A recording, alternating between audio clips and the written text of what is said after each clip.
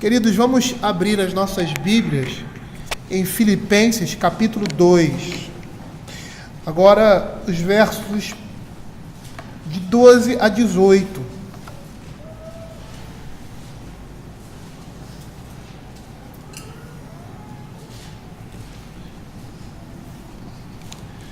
Hoje, em especial, nós ficaremos só com os dois primeiros versos, o verso 12 e o verso 13.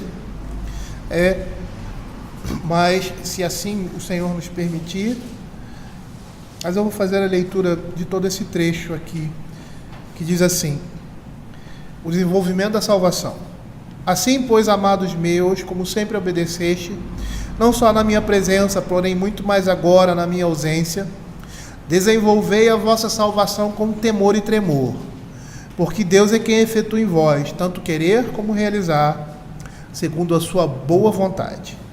Fazei tudo sem murmurações nem contendas, para que vos torneis irrepreensíveis e sinceros, filhos de Deus inculpáveis no meio de uma geração pervertida e corrupta, na qual resplandeceis como luzeiros no mundo, perseverando a palavra da vida, preservando a palavra da vida, para que no dia de Cristo eu me glorie que não corri em vão, nem me esforcei inutilmente. Entretanto, mesmo que eu seja oferecido por libação, sob sacrifício e serviço da vossa fé, alegro-me com todos vós, me congratulo. Assim vós também, pela mesma razão, alegrai-vos e congratulai-vos comigo. A primeira coisa que nós precisamos entender nesse texto é que o que Paulo fala aqui com relação a desenvolver a salvação não está se referindo à ideia que muitos têm de que a nossa salvação depende de nós. É muito claro, e nós vamos ver isso, que esse desenvolvimento da salvação aqui está relacionado à vida cristã. A maturidade, a santificação, que é algo que o Senhor nos chama a fazer e coloca isso nas nossas mãos. O que o apóstolo Paulo, nesses versos está nos dizendo aqui, ele está nos exortando ali os crentes filipenses e a nós como crentes, a diligência e a seriedade na jornada cristã, ou seja, na vida cristã. Nós vamos perceber que esses versos aqui, eles se ligam aos versos anteriores, estabelecendo uma conexão entre os versos 1 e 11, em especial os versos de 5 a 11, quando o apóstolo Paulo vai falar da obediência de Cristo. E aí ele vai tirar uma conclusão da discussão anterior acerca dessa perfeita obediência de Cristo. Quando ele diz assim, pois, amados meus, Paulo, com essa expressão, ele quer dizer, visto que Cristo Jesus, por meio da sua obediência irrestrita e voluntária, lhe deu um exemplo a seguir, como nós vimos aqui no verso 5 a 8, visto que o prêmio que ele recebeu mostra que há grandes coisas em depósito para aqueles que seguem o seu exemplo, como nós vimos lá do verso 9 a 11, Paulo agora nos chama a essa obediência em desenvolver a salvação, ou seja, dar continuidade, amadurecer na vida cristã. E a perspectiva de Paulo aqui é que aqueles irmãos deveriam obedecer essa exortação do apóstolo Paulo, ter uma atitude de obediência e submissão como Cristo teve, de crescerem na vida cristã, desenvolverem aquilo que foi semeado em suas vidas. E nós podemos entender pela própria Escritura que o Cristo, ou seja, o mediador divino humano, que foi exaltado aqui de uma forma sublime, é Ele quem vai conceder as forças necessárias a todos aqueles que nele confiam e anelam a caminhar, a desenvolver na vida cristã. É interessante a expressão que o apóstolo Paulo usa aqui, quando ele diz assim, pois, meus amados, como sempre obedeceste, não só na minha presença, porém muito mais agora na minha ausência, desenvolvei a vossa salvação. Na realidade, o que nós percebemos aqui é que, de uma maneira geral, os membros da igreja ali de Filipos, Eles sempre observaram os mandamentos divinos, as instruções da palavra de Deus, expressas no Evangelho. Não só isso, mas as admoestações cristãs, provavelmente vindo pela boca do apóstolo Paulo. E se nós abrirmos já Romanos capítulo 6, verso 17, nós vamos perceber que essa é a condição de todo crente, que é alcançado pela graça de Deus. Ou seja, obedecer o chamado de Cristo, obedecer a palavra de Deus, obedecer às suas instruções. Ele diz assim: mas graças a Deus, porque outrora escravos do pecado, contudo vieste a obedecer de coração a forma de doutrina a que foste entregue. Paulo está fazendo menção a essa obediência, que é uma obediência característica do crente, que agora, não mais escravo do pecado, mas liberto da escravidão do pecado, tem a disposição no seu coração, por meio do Espírito Santo, de obedecer a palavra de Deus. Agora, o que Paulo está querendo dizer aqui quando ele fala assim, que sempre obedeceste não só na minha presença, mas muito mais agora na minha ausência? Parece que naquela igreja havia o perigo daquelas pessoas se apoiarem em demasia no apóstolo Paulo, ou seja, na sua presença física, quando ele esteve pessoalmente ali na igreja de Filipos. E nós vamos perceber que muitas vezes nós somos assim, motivados por alguma pessoa, por algumas pessoas, pela sua postura, pelo seu comprometimento. Essa postura e esse comprometimento de algumas pessoas, dos nossos líderes, pastores, presbíteros ou irmãos, nos incentivam na vida cristã. E apesar de essa ser uma atitude apreciável, de uma atitude louvável, isso não é plenamente saudável. Porque os filipenses, bem como todos os crentes, devem aprender a apoiar-se totalmente em Deus. Eu me lembro, dando um exemplo do que isso significa, e na realidade isso é muito natural a nós, seres humanos. Na época em que eu era militar e um rapaz conheceu o Evangelho através de nós. E ali, no meio, na vida que nós levávamos, um incentivava o outro. Mas ele estava começando na vida cristã. E ele até pediu para que eu fizesse um discipulado com ele. E nós começamos a fazer um discipulado ali. E passamos assim, de uma amizade profunda. E eu fui transferido 6 meses depois. Fui transferido para a fronteira. Ele ficou muito triste. Porque eu era o único apoio dele ali, o único cristão ali na nossa companhia. Existiam outros em outras companhias, mas o único cristão ali na nossa companhia. E eu estava indo embora, e ele ficou muito triste. E algum tempo depois eu voltei ali naquele quartel, visitando. Tive a oportunidade de estar com ele, com a esposa dele. E ele passou uma situação muito difícil, porque existia um grupo ali no nosso quartel, na realidade de uma seita evangélica, e ele começou a frequentar as reuniões ali do grupo, e ele começou a estranhar algumas coisas a partir daquilo que nós tínhamos ensinado, e a fé dele começou a balançar. E a esposa dele indagava dele algumas coisas. Poxa, mas a gente nunca viu o sargento Quaresma falando sobre isso. Isso está muito estranho, Reis. Isso está muito estranho. E aquela fase passou, ele largou aquele grupo. E eu me lembro quando ele falou, ele disse assim para mim: cara, como eu precisei de você naquele momento. Eu senti muito a sua falta. Porque eu comecei a ouvir outras coisas e de uma certa forma me deixei influenciar, e eu estava vendo que eu estava me perdendo. Mas graças a Deus eu recobrei pela graça de Deus, a consciência e abandonei aquele grupo. E hoje ele é um pastor batista, no sertão do Nordeste, na Paraíba. É uma pessoa muito, muito querida.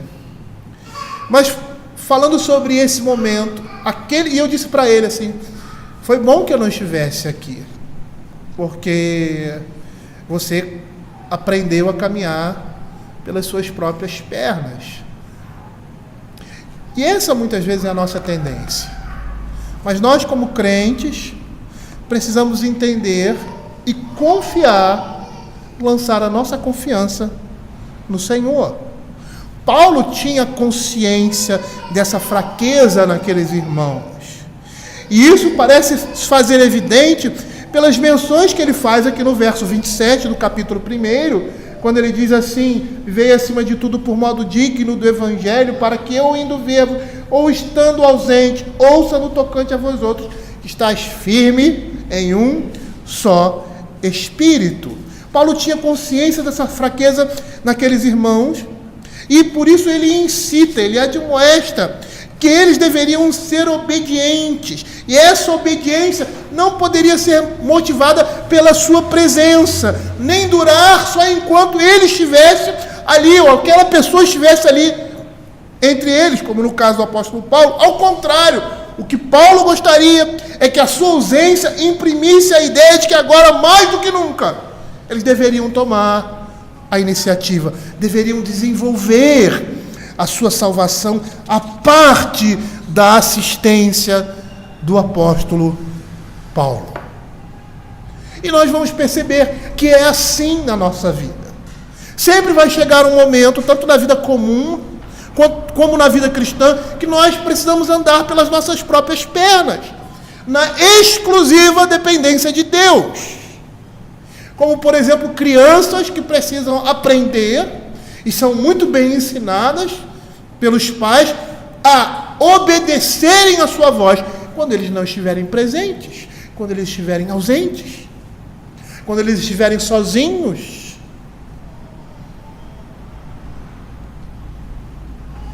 E ali, naquela situação, permanecerem debaixo da orientação e da direção dos seus pais. É lógico, queridos, que na igreja nós temos aqueles que servem aos santos na edificação do corpo de Cristo, aqueles que nos dão sustentação, aqueles que nos dão motivação. Nós não estamos falando nisso. O que nós estamos falando é que na nossa disposição, no desenvolvimento da vida cristã, não pode depender do estímulo ou motivação dos nossos líderes apenas. Por mais que essa seja uma ferramenta que auxilia a nossa caminhada na vida cristã, nós devemos depender exclusivamente, o nosso estímulo, a nossa motivação deve vir exclusivamente do Senhor Jesus. E aí, nessa perspectiva, Paulo vai dizer, como todo crente deve fazer, que eles deveriam envidar todo o esforço para produzir os frutos do Espírito. Deveriam almejar nada menos que a perfeição moral e a maturidade espiritual, independente da presença dele ou da sua motivação.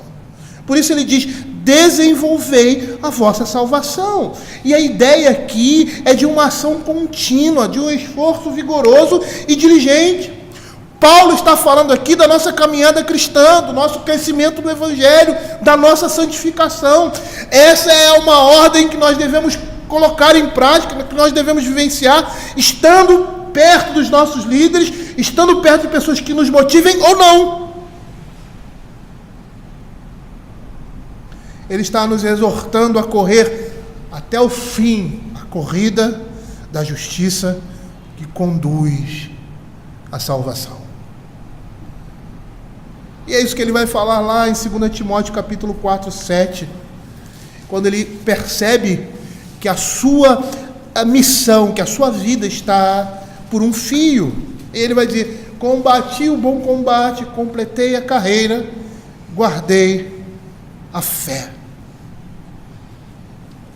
Nós devemos prosseguir na vida cristã, como ele está dizendo aqui. Precisamos desenvolver aquilo que Deus semeou em nosso coração. E uma coisa interessante aqui para nós percebermos é que, ao mesmo tempo que a salvação é um ato único da parte de Deus, e aí aquela frase, né, uma vez salvo, salvo para sempre, ela também vai representar um processo em nossa vida. É um processo no sentido em que nós, longe de permanecermos passivos ou inativos, tomamos parte ativa, prosseguindo e avançando com determinação, como nós vimos ali o apóstolo Pedro exortando a igreja. Mateus capítulo 11 vai nos dizer a mesma coisa. Desde os dias de João Batista até agora, o reino dos céus é tomado por esforço, e os que se esforçam se apoderam dele. Aqui não é uma justificação pelas obras, mas aqui é a luta diária contra o pecado.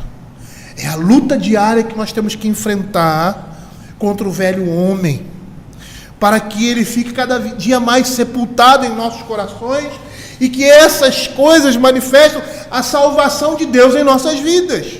O apóstolo Paulo, lá em Efésios, capítulo 22, capítulo 4, verso 22 e 24, ele vai dizer isso, olha, no sentido de quanto ao trato passado, vos despojeis, a ideia aí do tempo passado, ou seja, uma coisa que aconteceu lá no passado, pontual.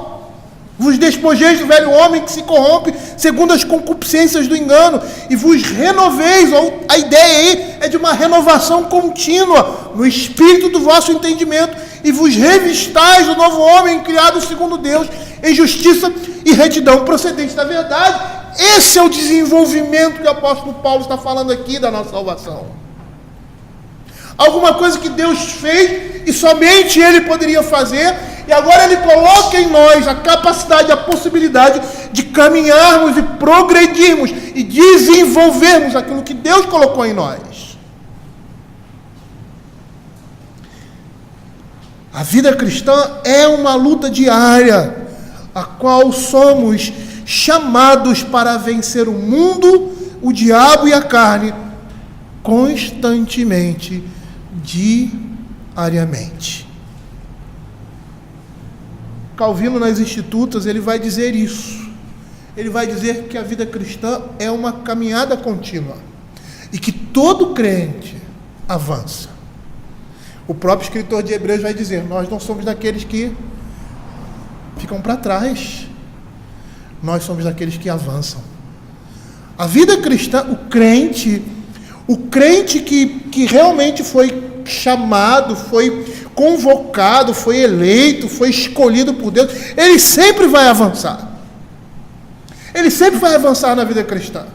E segundo João Calvino, alguns dão 3 passos, ou sobem 2, 3 degraus, outros sobem 1 na vida cristã, mas ninguém fica parado. É como uma criança que nasce e cresce naturalmente. A vida lhe foi dada e agora naturalmente ela cresce. E como é que ela cresce naturalmente? Pelo poder de Deus. Porque se ela deixa de crescer é porque alguma coisa está errada. Se torna um anão ou um deficiente físico, em que parte do corpo cresce e aquela parte não cresce. Há alguma coisa errada. Na vida cristã é assim também. Nós fomos salvos para crescermos, para desenvolvermos. Isso já está embutido no nosso novo nascimento. E somos chamados a vivenciar e a lutar por esse crescimento. Olha que Paulo vai falar lá em 1 Coríntios, capítulo 9, versos 24 a 27, dando essa ideia de luta, e aqui não seria uma corrida, que nós temos como crentes a obrigação, a responsabilidade, ou seja, nos é natural E deve ser natural em nós o desejo de avançar cada dia mais na vida cristã. Ele diz assim: não sabeis vós que os que correm no estádio, 1 Coríntios capítulo 9, versos 24 a 27, todos na verdade correm, mas só um leva o prêmio. Correi de tal maneira que o alcanceis. Todo atleta em tudo se domina, aqueles para alcançar uma coroa corruptível, nós, porém, a incorruptível. Ou seja, nós precisamos correr essa corrida. Nós precisamos desenvolver a nossa salvação para alcançarmos essa coroa incorruptível. Assim corro também eu, não sem meta, sem luto, não como desferindo golpes no ar, mas esmurro o meu corpo e o reduzo à escravidão, para que, tendo pregado a outros, não venha eu mesmo a ser desqualificado. Percebam que, apesar da salvação ser algo da parte de Deus, algo infundido em nós, essa salvação predispõe desenvolvimento dela da nossa parte. Predispõe uma vida de busca da presença do Senhor, de santidade, de fazer a vontade de Deus, de crescer, de avançar, de receber esse prêmio. E Paulo tinha essa perspectiva. Tanto que lá em Filipenses capítulo 3, verso 12, olha o que ele diz: não que eu já tenha recebido ou tenha obtido a perfeição, mas prossigo para conquistar aquilo para o que também fui conquistado por Cristo Jesus. Olha que interessante aqui. Ele prossegue para conquistar aquilo que Deus conquistou para ele. Perceba aqui que a ideia aqui que o apóstolo Paulo nos chama é que na vida cristã, ou seja, na salvação, o desenvolvimento dela está embutido. Na nossa salvação, aquilo que Deus faz, só Ele pode fazer. Essa salvação predispõe uma vida de santidade diante do Senhor, buscar esse prêmio, buscar a vontade de Deus, querer fazer isso, querer progredir, querer agradar ao Senhor, querer cada dia mais e mais se aperfeiçoar em Cristo Jesus. E nós vamos perceber que não é fácil manter um esforço tão constante e vigoroso, porque isso vai significar fazer pleno uso de todo meio divinamente ordenado para vencer o mal e trazer à luz o bem que o Senhor colocou em nossos corações. Não é à toa que o escritor de Hebreus diz que sem santificação ninguém verá o Senhor. A vida cristã predispõe responsabilidade, desejo de fazer a vontade de Deus, desejo de viver uma vida de santidade, desejo de abandonar o pecado.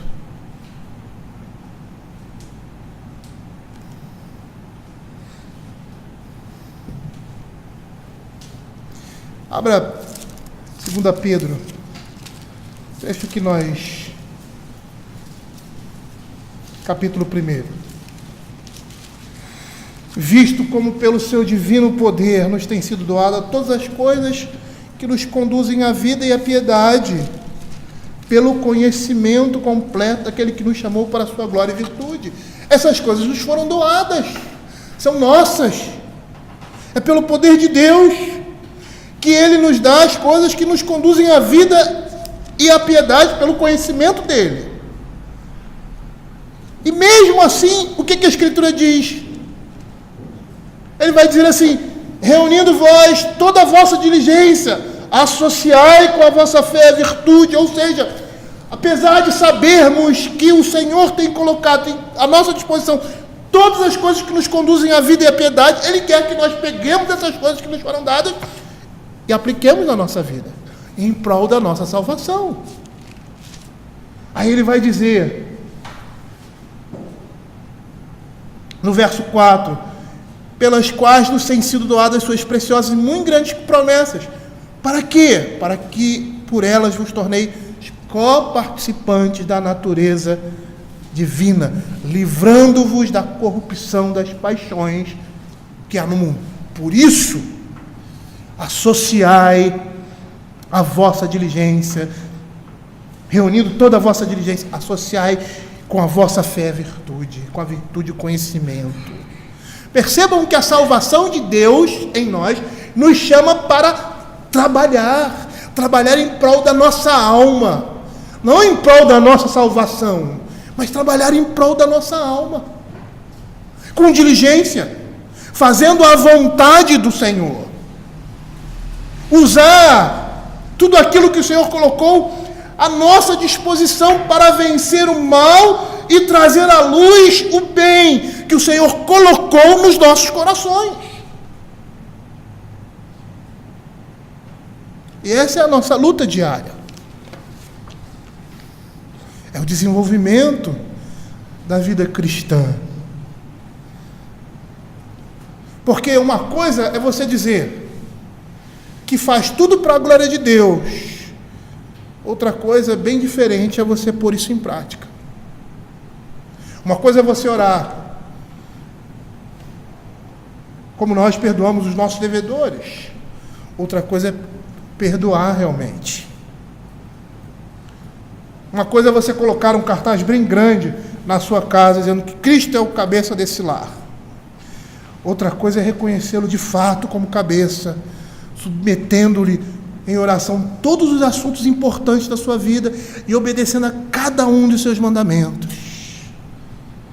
Uma coisa é nós sabermos que Deus é soberano, é afirmar isso. Outra coisa muitíssimo difícil é submeter confiantemente a essa vontade soberana, quando ela não nos favorece e mesmo nos prejudica. E, queridos, essa é uma tarefa que os crentes de Filipos, bem como todos os crentes, não podem realizar por meio dos seus próprios recursos. Como o texto que acabamos de ler, de 2 Pedro, capítulo 1, versos 3 e 4, visto como pelo seu divino poder nos têm sido doadas todas as coisas, que nos conduzem à vida e à piedade, pelo conhecimento completo, aquele que nos chamou para a sua própria glória e virtude, pelos quais nos têm sido doadas as suas preciosas e muito grandes promessas, para que por elas nos torneis co-participantes da natureza divina, livrando-vos da corrupção que há no mundo. Aí ele diz que nós deveríamos fazer isso com toda diligência e associar a fé, o domínio próprio a essas coisas. Essa é uma tarefa que nós não podemos realizar sozinhos, mas que somos chamados a realizar. É interessante esse suposto paradoxo, né? Abra João capítulo 5, verso 8, do verso 1 a 18, nós temos aí uma narrativa, o Senhor Jesus ali no tanque de Betesda, com um paralítico, e é um exemplo do que nós estamos falando aqui. Porque lá no verso 8 do capítulo 5, ele diz assim: levanta, toma o teu leito e anda. Da mesma forma que o Senhor manda que o paralítico no tanque de Betesda levante, tome o seu leito e ande, ele diz aos filipenses e a nós, para que desenvolvamos a nossa própria salvação. Aquele homem não tinha poder para fazer isso, e não tinha condições para fazer isso. Ele era um paralítico. Mas por que ele fez? Ele fez pelo poder de Deus. Ele se levantou, tomou o seu leito e andou. Peter Marti Vermigli, humanista e teólogo reformador italiano do século XVI, ele faz o seguinte comentário. Ele diz assim: aqueles que são renovados para as obras espirituais, que podem agradar a Deus e têm a mente livre para que possam, pelo menos, realizar essas coisas como um tipo inicial de obediência. Portanto, têm o poder de conhecer, julgar e escolher coisas espirituais e realizá-las em certa medida, porque não são meros homens, mas homens de Deus. Estão enxertados em Cristo, são seus membros e são feitos participantes de sua liberdade. Matthew Henry também vai nos admoestar nesse texto dizendo as seguintes palavras: devemos ser diligentes no uso de todos os recursos que conduzem à nossa salvação. Não devemos apenas trabalhar para a nossa salvação ao fazer algo de tempos em tempos acerca dela, mas devemos operar a nossa salvação ao fazer tudo o que precisa ser feito e perseverar nisto até o fim. A salvação é grande coisa que deveria nos importar e nela deveríamos colocar o nosso coração, e não podemos obter a salvação sem o máximo de cuidado e diligência. Percebam aqui a fala de Matthew Henry e a fala de Vermigli. Vermigli mostra que nós estamos sustentados no poder de Deus e por isso, enxertados nele, nós temos condições de desenvolver a nossa salvação. Matthew Henry vai falar da nossa responsabilidade, daquilo que Deus fez em nós e a responsabilidade que nós temos agora de desenvolver aquilo que Deus colocou em nós. Entender que é pelo poder de Deus que nós fazemos essas coisas e entender também que nós somos capazes, não por nós, mas essas coisas estão em nós, pelo Espírito de Deus, para realizá-las. A Confissão de Fé Gaulesa, de 1559, ela vai nos dar uma afirmação interessante. Ela vai nos dizer que o Espírito de Deus nos dá as boas obras para realizar, expressando isso nas seguintes palavras. Ele diz assim: cremos que por essa fé somos regenerados em novidade de vida, sendo por natureza sujeitos ao pecado.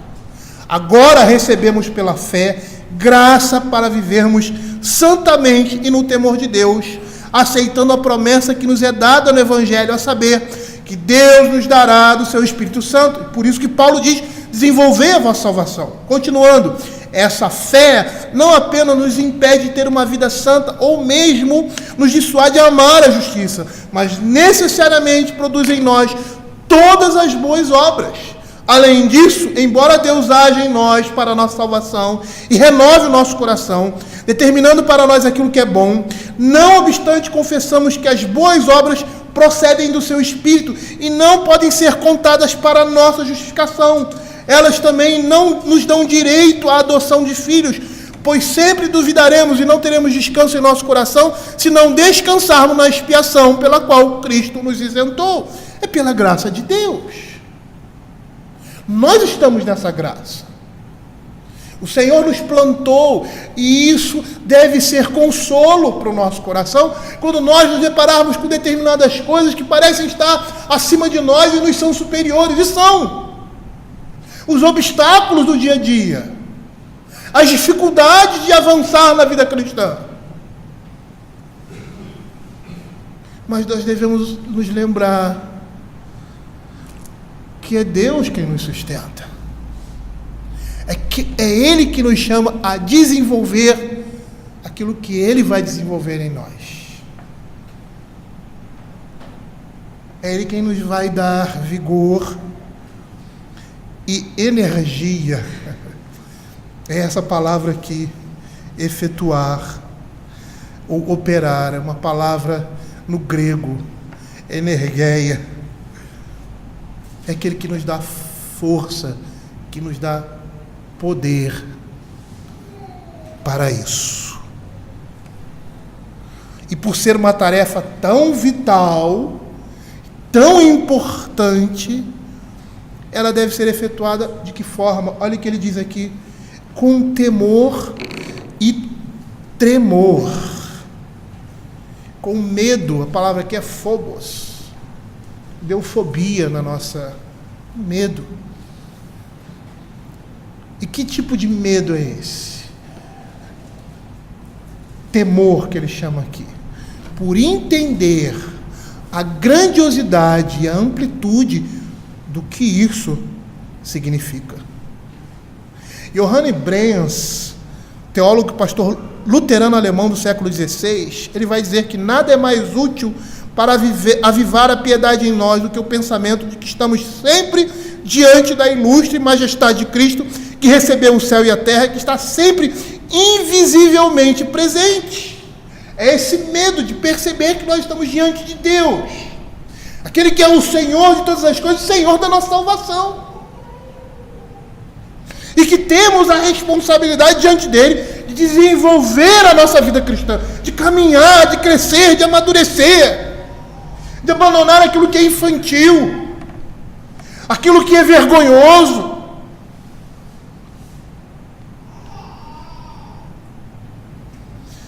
A ideia é que nós devemos fazer isso com grande cuidado e prudência, tremendo de medo de não fracassar e ficar para trás.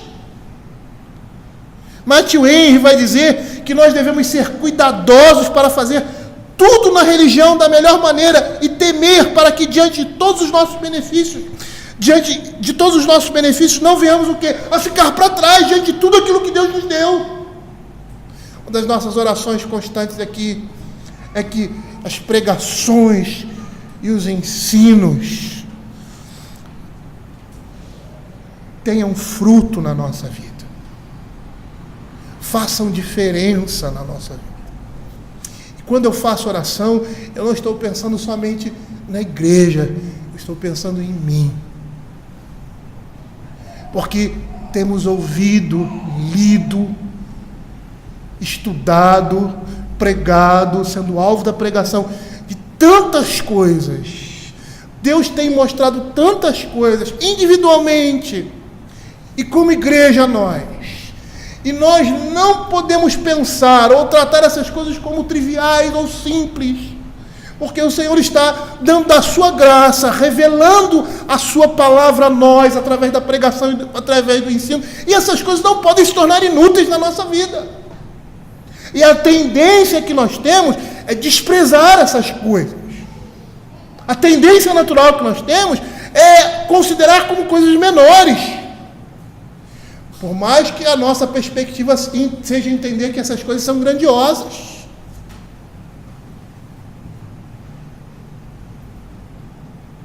Por isso que Matthew vai dizer que nós devemos ser cuidadosos para fazer tudo na religião da melhor maneira e temer para que diante de todos os benefícios que o Senhor nos tem proporcionado, nós não fiquemos para trás.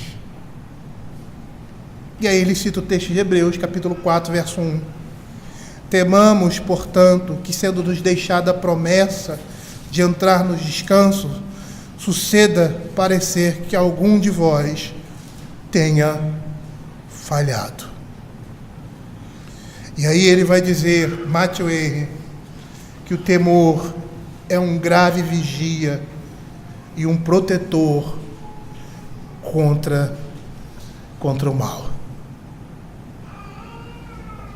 Philip Melanchthon, comentando o decreto sobre a eficácia de Deus nos membros da igreja, diz que isso vai estabelecer uma doutrina e uma consolação vitais. Por quê? Porque Deus é aquele que faz com que vocês desejem e completem a salvação, para que se tornem de alguma maneira aceitáveis. É Deus quem faz isso.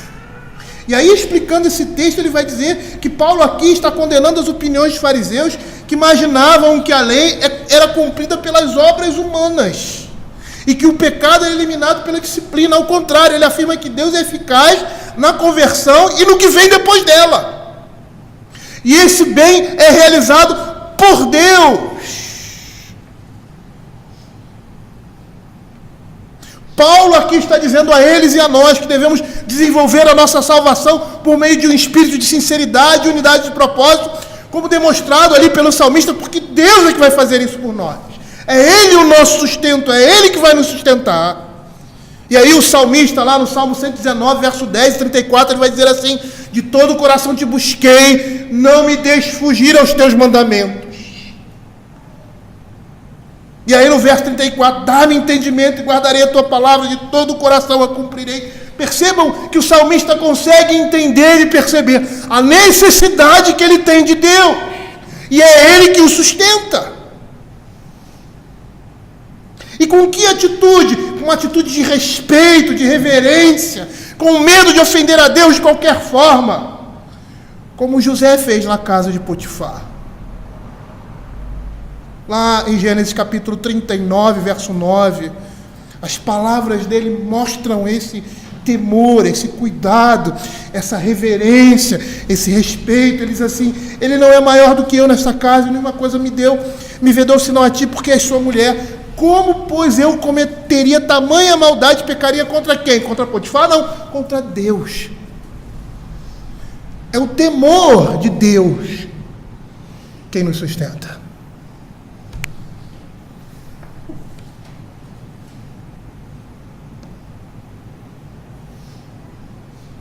E como é que ele faz isso?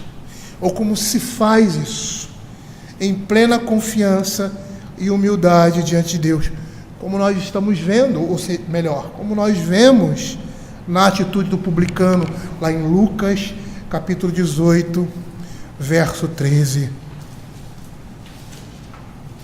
O publicano, estando em pé, não ousava nem ainda levantar os olhos aos céus, mas batia no peito, dizendo: ó Deus, sê propício a mim, pecador. É dessa forma que a palavra de Deus nos chama a desenvolver a vida cristã, com responsabilidade, com temor, com reverência. Muitos estão levando a vida cristã de brincadeira,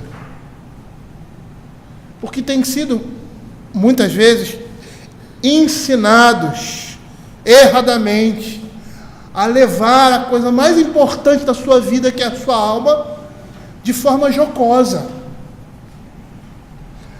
De forma que, se você está num grande circo, num grande espetáculo, e aquilo ali é um grande entretenimento para você, mas não é assim.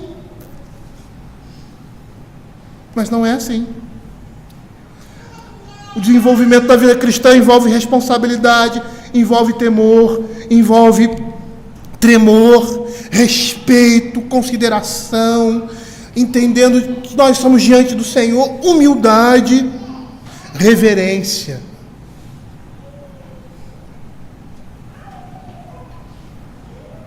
E por que Paulo fala isso? Por que Paulo admoesta os filipenses a continuar operando a sua própria salvação? Por que a Escritura nos chama a fazer isso? Porque é Deus que está operando em nós. Nós seríamos negligentes e desprezadores quando Deus está fazendo por nós e nós não estamos fazendo. Quando Deus está colocando à nossa disposição tudo aquilo que é necessário para a nossa vida de piedade nesse mundo, para o mundo vindouro, e nós estamos desprezando isso. Por isso ele diz: desenvolvei a vossa salvação. Por quê? Porque é Deus quem está operando em vocês. É Deus quem está dando energia. É Deus quem está dando poder para isso. É por isso que ele diz ali: porque Deus é quem efetua em vós tanto querer como realizar segundo a sua boa vontade. A certeza, perceba a ordem do apóstolo Paulo e a certeza que ele tem de que isso é possível e que eles vão alcançar isso na vida deles. Por quê? Porque é Deus quem está efetuando isso. Apesar dele nos chamar a viver isso, a nossa responsabilidade, a nossa ação efetiva na vida cristã, e isso é muito claro, ao ponto de até as pessoas conceberem, que a salvação depende exclusivamente de nós, que é a perspectiva arminiana. Isso é tão claro da nossa ação nesse contexto da vida cristã, da nossa ação no desenvolvimento da salvação, do nosso crescimento, mas entender que isso é uma realidade e que isso é um fundamento e tem segurança, porque é Deus quem opera. É Deus quem nos dá condições para isso. Porque se não fosse o fato de Deus operar em nós, jamais desenvolveríamos nada na nossa vida, muito menos a nossa salvação. Devemos entender que com toda a nossa diligência, prontidão, nós somos completamente dependentes deles. E o crente só pode operar sua própria salvação se permanecer num estado vivo e ativo de contato com seu Deus. Isso o Senhor Jesus disse claramente lá em João capítulo 15, verso 4. Permanecei em mim e eu permanecerei em vós, como não pode o ramo produzir fruto de si mesmo, se não permanecer na videira, assim nem vós podeis dar, se não permanecerdes em mim. Ou seja, a seiva, a energia, a vitalidade está em Deus. E por que isso? Porque Ele começou uma boa obra. Ele deu início a isso tudo. E Ele também levará a bom termo a nossa perfeição. Por isso Paulo diz: estou plenamente certo de que aquele que começou boa obra em vós há de completá-la até o dia de Cristo Jesus. E eu volto ao exemplo que eu dei. Por que aquele meu amigo não se perdeu? Por que ele não se deixou levar por aquela religião maluca, travestida de evangelho? Por quê? Ele era um novo convertido. Tínhamos pouco tempo para estudar a Bíblia. 1h30 todos os dias, entre o horário de almoço. Ele estava caminhando ali na vida cristã. Eu também não era um profundo conhecedor. O conhecimento que eu tinha naquela época era muito menor do que eu tenho hoje. Então o mestre dele, se a gente pode dizer assim, também não era lá grande coisa. E por que ele não se foi? Porque Deus o sustentou. Porque Deus o tinha na sua mão. Porque a salvação produzida na vida dele não foi uma salvação produzida por homens, mas foi uma salvação eficaz.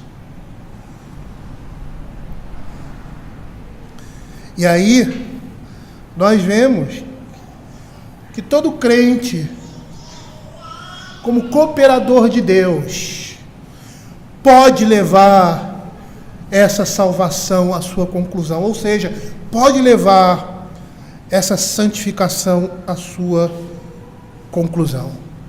Por quê? Porque é Deus quem está operando nele. Pois não é só o princípio ali, a salvação inicial, mas cada ponto do progresso, do processo salvífico da vida cristã, na vida de um homem, é de Deus, ou seja, depende dele exclusivamente. E é isso que a Escritura vai dizer. Abra João capítulo 1, verso 12 e 13.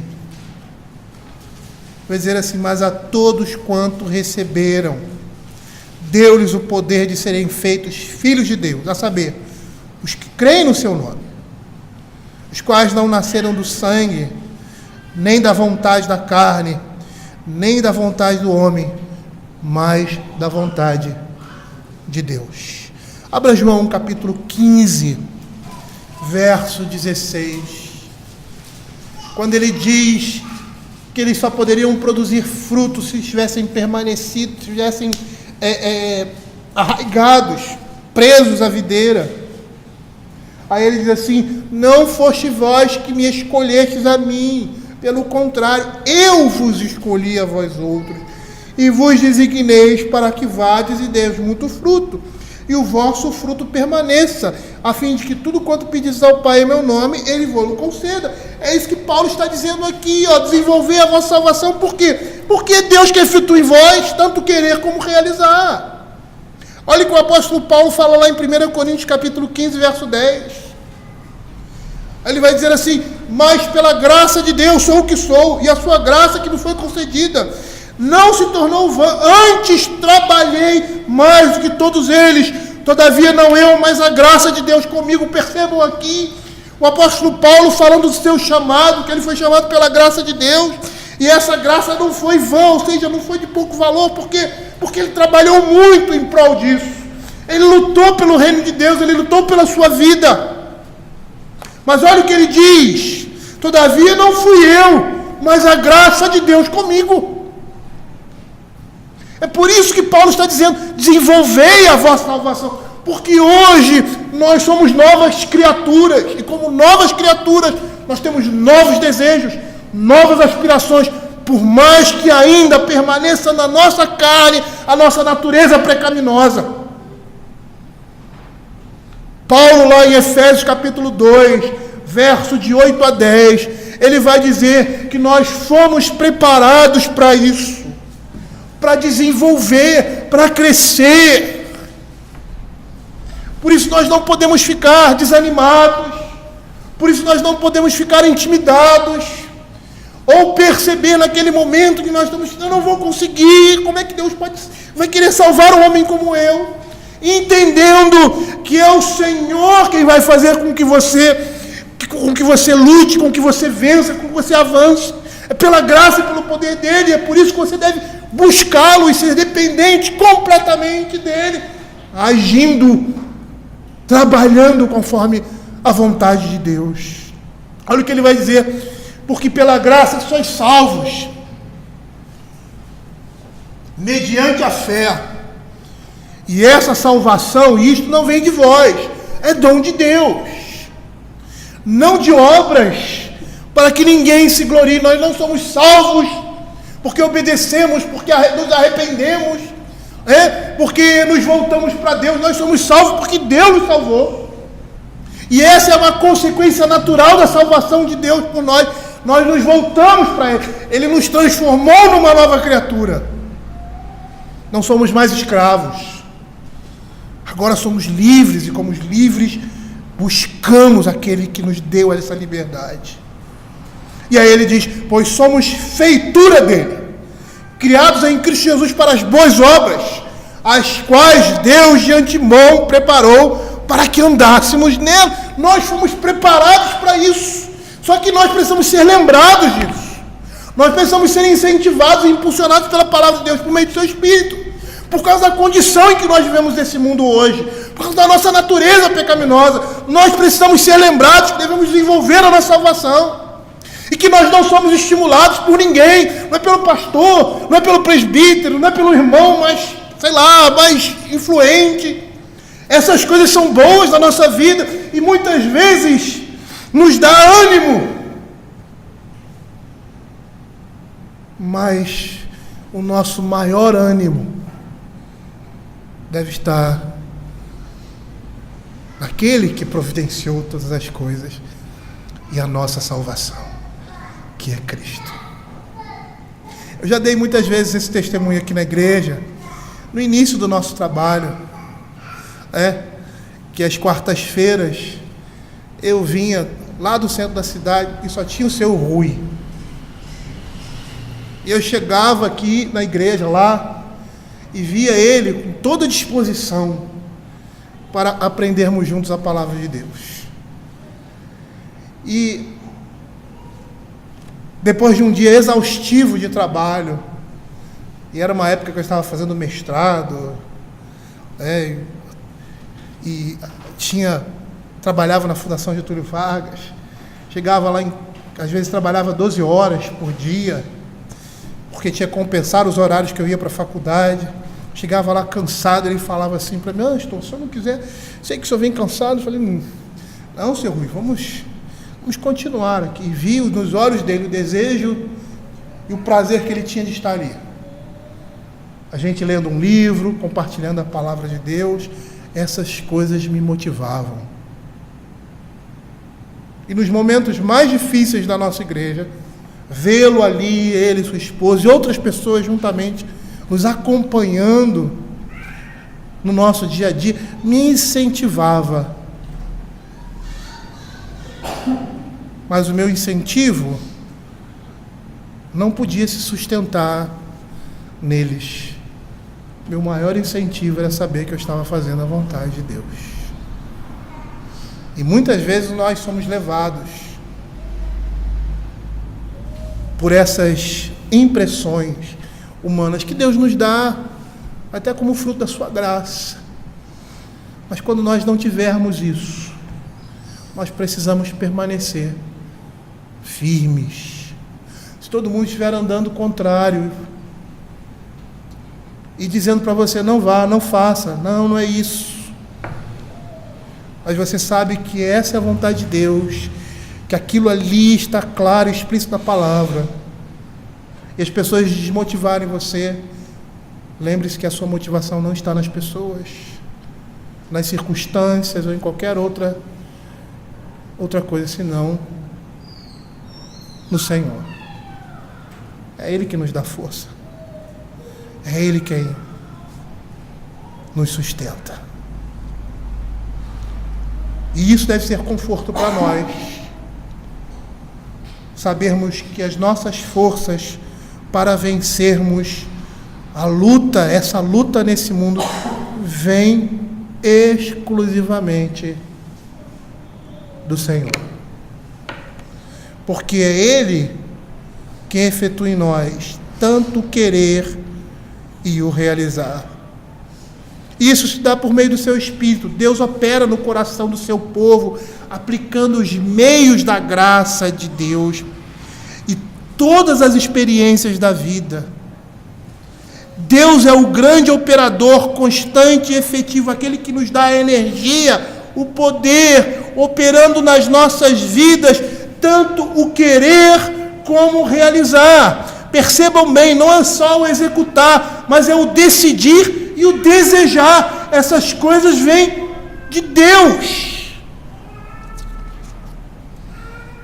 R. Harry faz o seguinte comentário, ele diz assim: nem a vontade, nem a ação de fazer qualquer coisa bem feita vem de nós mesmos, para que não fiquemos estufados de orgulho, mas do Senhor. Portanto, quando Ele nos guia, não devemos demorar a segui-lo. É Deus, diz o apóstolo, que efetua em vós tanto querer. Como? Não ajudando a fraqueza da nossa vontade, como se, sendo um pouco ajudada pela graça, estivesse em nós a vontade de fazer o que é bom, mas santificando a nossa vontade degradada, de modo que, embora antes fosse total e unicamente inclinado para o mal, agora ama e segue o que é bom. E como isso? Como se realizar? Dando graça para realizar o bem que nossa vontade santificada deseja. É então como se o apóstolo dissesse: andem, vivam, fazendo bem diante do Senhor, mas com temor e tremor. Por quê? Porque não depende de vocês desejarem fazer o que é bom, mas é Deus quem santifica a vontade de vocês para desejarem as coisas que pertencem à sua paz, para terem fome e sede de justiça, para reconhecerem e lamentarem seus pecados e coisas semelhantes, e depois dar a graça para crerem e viverem segundo Deus em Cristo Jesus. É Deus que é tudo em todos. Lá em Atos capítulo 13, a narrativa mostra, ali no momento em que os gentios abraçaram a fé, os judeus dizendo: o Senhor também concedeu a esses homens o arrependimento. É Deus, a nossa força vem dele. Hoje nós fomos no enterro, né? E apesar de você ter ali pessoas que conhecem e não conhecem o Evangelho, a nossa oração é que o Senhor console o coração deles.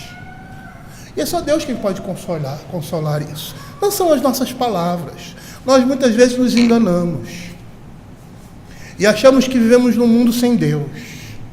Mas quem consola e cura os corações dos males, das feridas desse mundo, sejam essas estejam relacionadas à nossa salvação ou à nossa vida comum, como por exemplo, no caso, a perda de um ente querido, quem é que consola? Quem é o que dá o consolo? Quem é que consegue acalmar os nossos ânimos e a nossa alma? É Deus.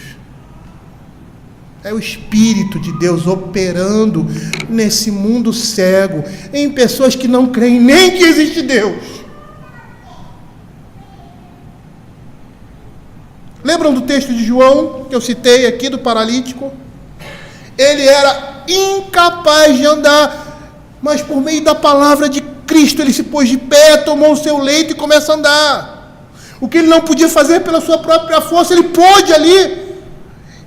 E ele fez. E fez aonde? Na força. Ou de que forma? Na força do poder da palavra do Senhor. E é isso que nós estamos vendo aqui. Nós não temos condições de desenvolver a nossa salvação, como aquele paralítico. Mas o Senhor, pela sua palavra e pelo seu poder, diz assim: desenvolvei a vossa salvação.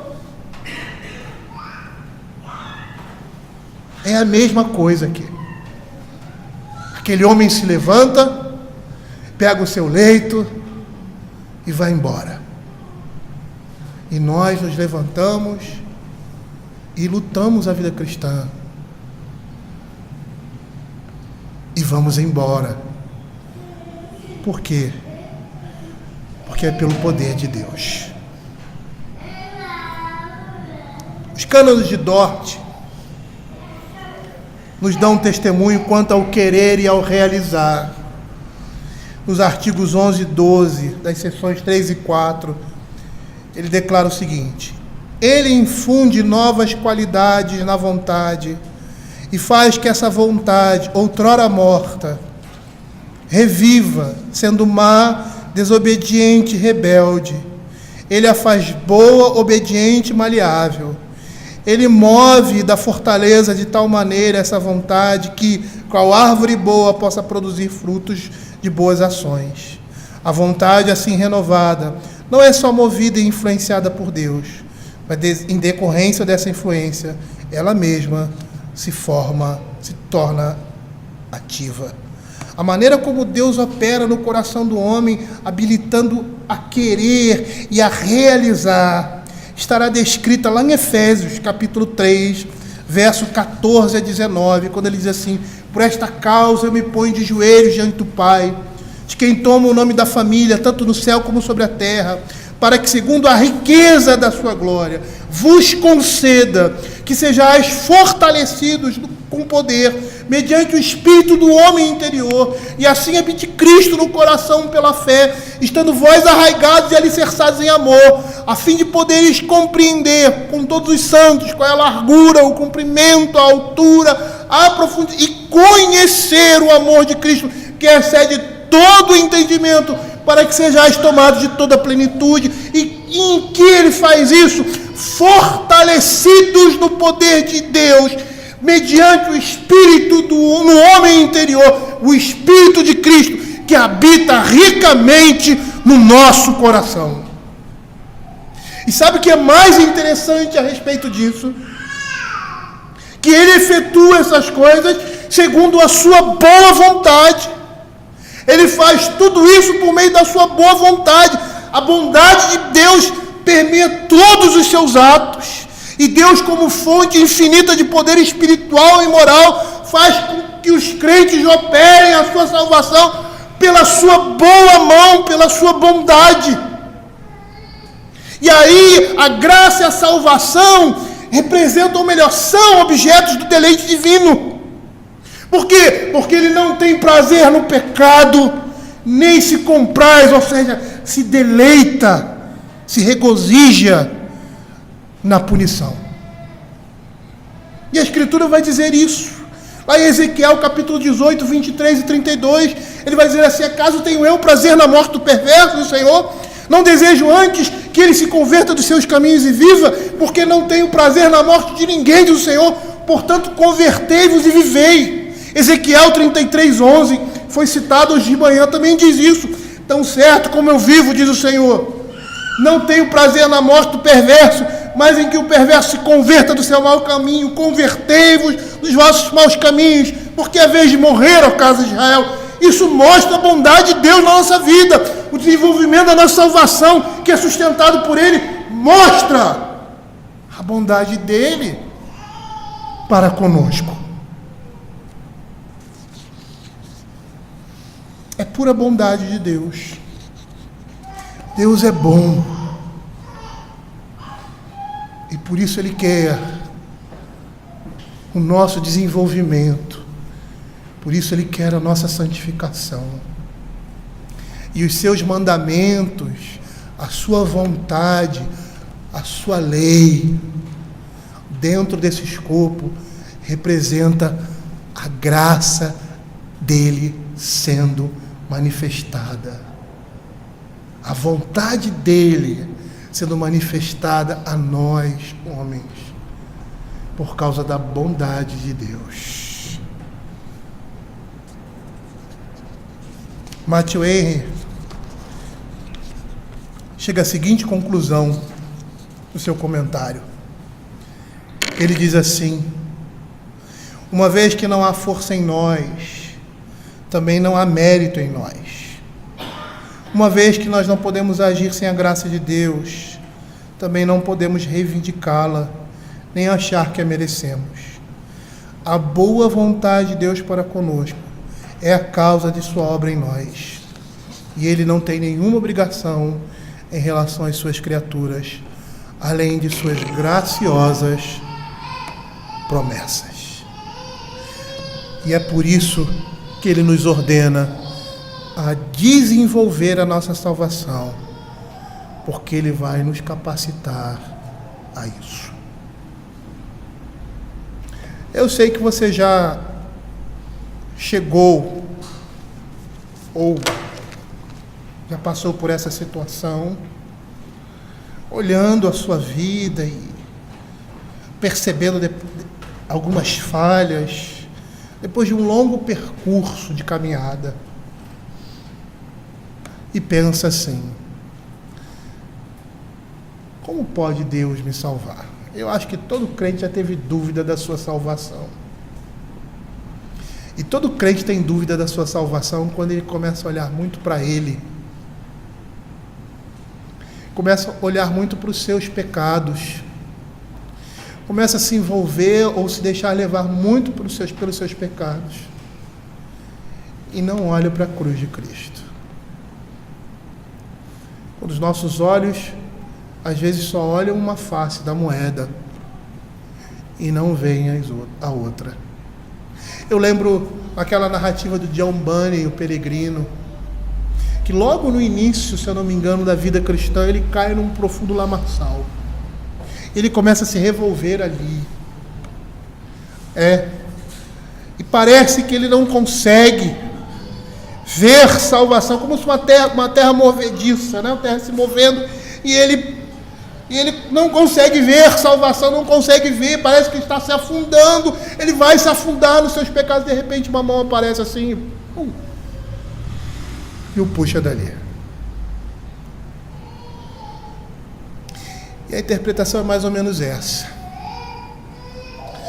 Ele estava olhando muito para a sua volta, muito para o seu pecado, muito para si mesmo, e deixou de olhar para aquele que é o Senhor dele, que é Cristo. Às vezes, quando nós fazemos isso, nós achamos impossível obedecer essa ordem, ou ter mesmo disposição para ela. Mas quando nós olhamos para Cristo e nos voltamos para Ele, nós vamos ver que a força para isso vem dele, e exclusivamente da mão dele. E nesses momentos nós precisamos perceber que isso se dá pela boa vontade de Deus. É a bondade de Deus para conosco. Porque se somos dele, como diz lá Hebreus, nós não somos daqueles que ficam para trás, mas nós somos aqueles que sempre avançam. Porque estamos firmados e fundamentados na videira, que é Cristo Jesus. Vamos orar.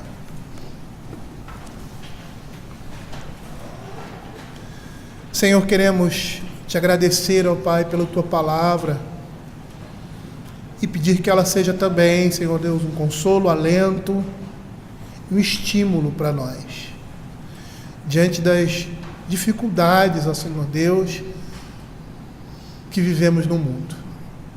os nossos inimigos, o mundo, o diabo e a carne. Que o Senhor esteja nos sustentando, Pai, nos dando vigor, tendo misericórdia de nós. É o que nós pedimos. Nos auxiliando, como a Escritura mesmo diz, que o Senhor é o auxiliador do seu povo na nossa vida cristã, nessa caminhada cristã, para chegarmos ao Senhor ao final, que já nos é garantido em Cristo Jesus.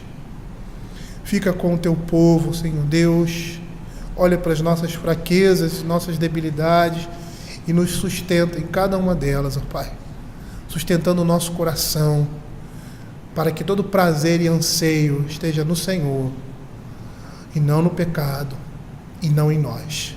É o que nós pedimos em nome de Jesus. Amém. Receber